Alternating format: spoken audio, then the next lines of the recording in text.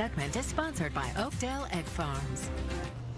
Okay, Easter week. Oh, yeah, Lorraine's in the kitchen with Chef Ryan. Oh, I like Lorraine. Yeah, Lorraine's delicious, I'll tell you that for sure. Well, I'm so glad here in the kitchen. I'm using Oakdale eggs, and like I said earlier, I actually grew up with the family from Franklin, Idaho up there, and they're just delightful people. Love them. Of course, no antibiotics, no hormones. They're cage-free eggs. It's a great product in the kitchen. So what I'm doing here to create this is I already have a prepared pie shell that I've just put together there, because I know a lot of you probably don't want to put anything together. They're in the frozen section of your grocery store, and I'm just going to use that instead. I have some chopped up fresh spinach that I'm going to layer the bottom with that. And then I have some bacon that I've already cooked, and I've sauteed onions in with the bacon as well. But I wanted more onions in there because, heavens, I love the onions. And so I'm just going to chop some onions up and add them into there as well.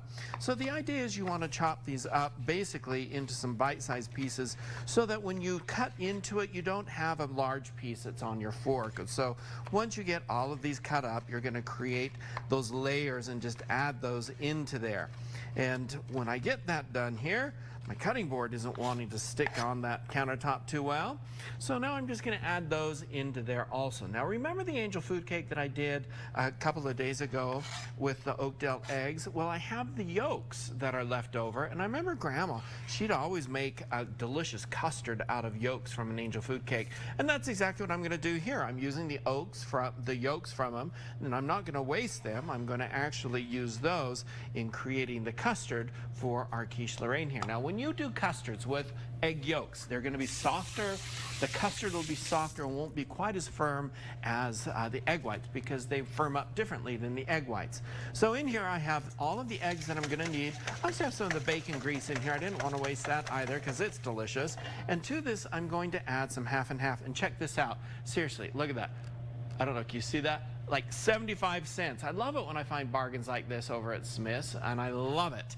All right, guys, so I'll get this going here. When we come back, I'll show you how to finish this all up. It's a perfect idea for the brunch on Easter morning, which I know you're all going to be doing. Well, the American Heart Association is calling right now. And they're saying they'll come over. Said something about bacon They'll come grease. over. Yeah, and heavy cream.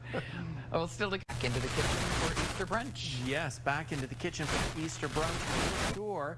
And this is a delicious idea for an Easter brunch. And I'm using Oakdale eggs. And like I had said earlier, I grew up with the family up in Preston, Franklin, Idaho, up there. Great family, love them. And of course, they're always hormone-free, no antibiotics in them. They're cage-free, they're organic, so they're a great option for the dinner or breakfast table for that matter.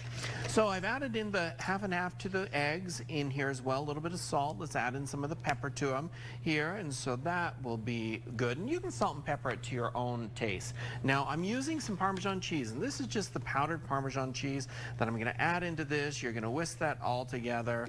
And I really just do this to taste. Of course, the recipe is featured on my website right now. You can go there or to KUTV.com, grab the recipe.